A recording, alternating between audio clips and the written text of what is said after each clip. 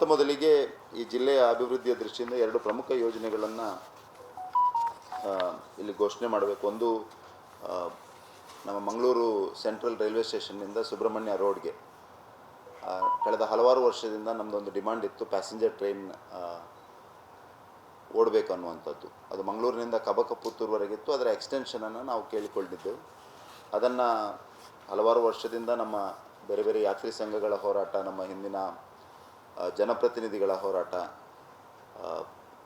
ಮತ್ತು ಎಲ್ಲದರ ಫಲಶ್ರುತಿಯಾಗಿ ಈಗ ಮಂಗಳೂರಿನಿಂದ ಸುಬ್ರಹ್ಮಣ್ಯ ರೋಡ್ಗೆ ಎಕ್ಸ್ಟೆನ್ಷನ್, ಕಬಕ ಪುತ್ತೂರಿನಿಂದ ಸುಬ್ರಹ್ಮಣ್ಯ ರೋಡ್ಗೆ ಎಕ್ಸ್ಟೆನ್ಷನ್ ಸಿಕ್ಕಿದೆ. ಮತ್ತು 12ನೇ ತಾರೀಕಿಗೆ ನಮ್ಮ ಕೇಂದ್ರದ ರೈಲ್ವೆ ರಾಜ್ಯ ಸಚಿವರಾದಂಥ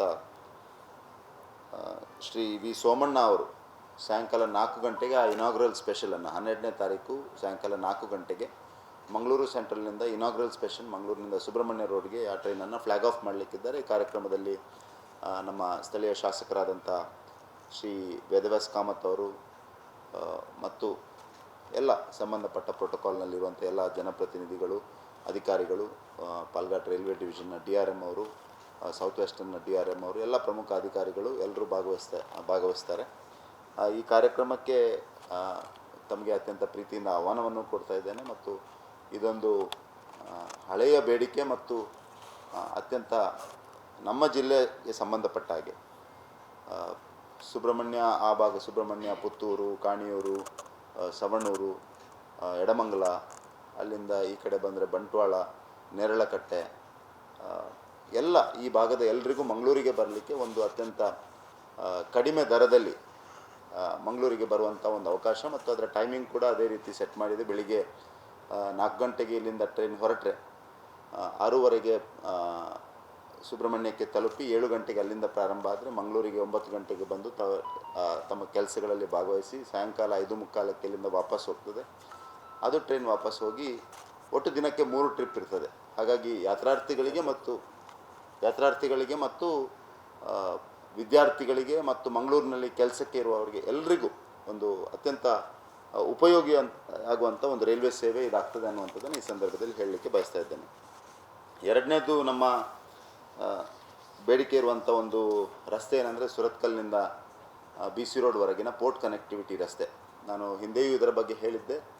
ಇದು NHLML ಅನ್ನುವಂಥ ಒಂದು ಸ್ಪೆಷಲ್ ಪರ್ಪಸ್ ವೆಹಿಕಲ್ನ ಅಡಿಯಲ್ಲಿ ಇದೆ. 75% NHI ಮತ್ತು 25% NMPA ಜಂಟಿ ಇದರಲ್ಲಿ NHA ಈ ರಸ್ತೆಯನ್ನು ಮೇಂಟೈನ್ ಮಾಡ್ತಾ ಇದೆ. ಹೆಚ್ಚಿನ ನ್ಯಾಷನಲ್ ಹೈವೇ ರಸ್ತೆಗಳು ಹೇಗೆ ಅಂದರೆ ಅದಕ್ಕೊಂದು ಕನ್ಸೆಷನರ್ ಅಂತ ಒಬ್ಬರು ಇರ್ತಾರೆ, ಟೋಲ್ ಕಲೆಕ್ಷನ್ ಆಗ್ತದೆ, ಆ ಟೋಲ್ ಕಲೆಕ್ಷನ್ನ ಮುಖಾಂತರ ರೋಡ್ನ ಮೇಂಟೆನೆನ್ಸ್ ನಡೀತದೆ. ಈ ರಸ್ತೆಯ ಸಮಸ್ಯೆ ಏನಾಯ್ತಂದರೆ ಆ ಟೋಲ್ನ ಹೋರಾಟದಿಂದಾಗಿ ನಮ್ಮ ಸುರತ್ಕಲ್ ಟೋಲ್ ಹೋಗಿತ್ತು.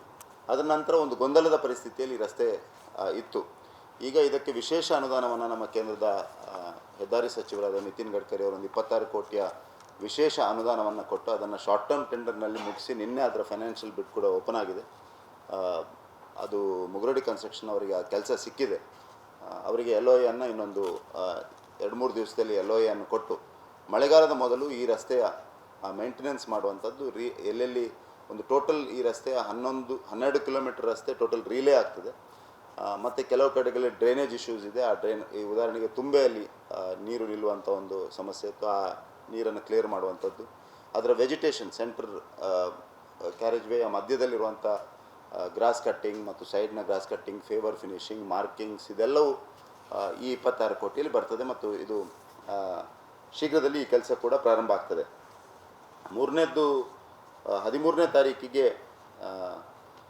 ನನ್ನ ಸಂಸತ್ ಸದಸ್ಯನ ಪ್ರದೇಶಾಭಿವೃದ್ಧಿ ನಿಧಿ ಮತ್ತು NMPA CSRನಿಂದ ಜಂಟಿ ಹಣವನ್ನು ಹೊಂದಿಸಿಕೊಂಡು ನಾವು ಜಿಲ್ಲೆಯ ಎಲ್ಲ 8 ತಾಲೂಕುಗಳಿಗೆ, ತಾಲೂಕುಗಳ ಕಬಡ್ಡಿ ಅಸೋಸಿಯೇಷನ್ ಮತ್ತು ಕ್ರೀಡಾ ಭಾರತೀಯ ಒಟ್ಟು ಸಹಯೋಗದೊಂದಿಗೆ ಎಲ್ರಿಗೂ ಒಂದು ಕಬಡ್ಡಿ ಮ್ಯಾಟನ್ನು, ನಮ್ಮ ಕ್ರೀಡಾಪಟುಗಳಿಗೆ ಉಪಯೋಗ ಆಗುವ ದೃಷ್ಟಿಯಿಂದ ಒಂದು ಕಬಡ್ಡಿ ಮ್ಯಾಟನ್ನು ಕೊಡಬೇಕು ಅನ್ನುವಂಥ ಯೋಚನೆ ಇದೆ. ಅದು 13ನೇ ತಾರೀಕು ಬೆಳಿಗ್ಗೆ 9:30 ಗಂಟೆಗೆ ಈ ಕಾರ್ಯಕ್ರಮ ನಮ್ಮ ಜಿಲ್ಲೆಯ ಎಲ್ಲ ಶಾಸಕರುಗಳು ಮತ್ತು ಕಬಡ್ಡಿ ಅಸೋಸಿಯೇಷನ್ನ ಅಧ್ಯಕ್ಷರು, ಪದಾಧಿಕಾರಿಗಳು, ಕ್ರೀಡಾ ಭಾರತೀಯ ಅಧ್ಯಕ್ಷರು, ಪದಾಧಿಕಾರಿಗಳು ಮತ್ತು ಕ್ರೀಡಾಪಟುಗಳನ್ನೆಲ್ಲರನ್ನು ಕರೆದು ಈ ಕಬಡ್ಡಿ ಮ್ಯಾಟ್ ವಿತರಣೆಯ ಕಾರ್ಯಕ್ರಮವೂ ಇರ್ತದೆ.